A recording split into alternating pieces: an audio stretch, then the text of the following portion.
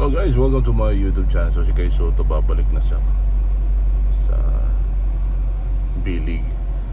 At ang first game niya ay bago matapos ang November or first week ng December. So si Kai Soto nagbabalik.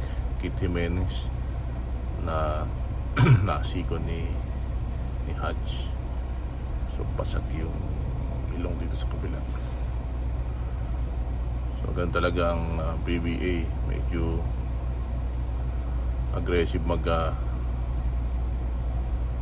maglaro si Kit Jimenez at laging pasalubong sa aksidente.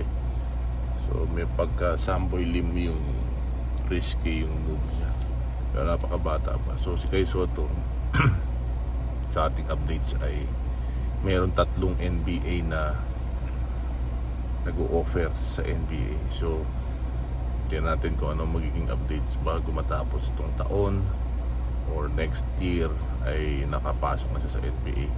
Worth $6 billion guys.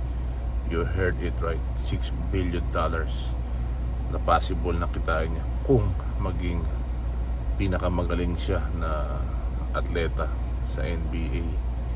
At kung hindi man talagang PBA or NBL or B-League ang punta niya, or not worse to worse, maganda naman na spot din ang PBA sa ating kababayan na si Kai Soto. So, sa ngayon yan pala yung update, mayroon 3 NBA team na gustong kumuha sa ating kababayan na si Kai Soto, at nakipag-ugnayan na ang Wasserman sa settlement ng contract. So sa ngayon si Kai Soto ay nasa B-League at tinatapos yung kanyang kontrata sa B-League Japan. So abangan natin ang mga susunod na updates sa mga kaiju. Patuloy lang kayo sumuporta sa ating kababayan na si Kai Soto, at please like, share, subscribe to our channel. Abangan.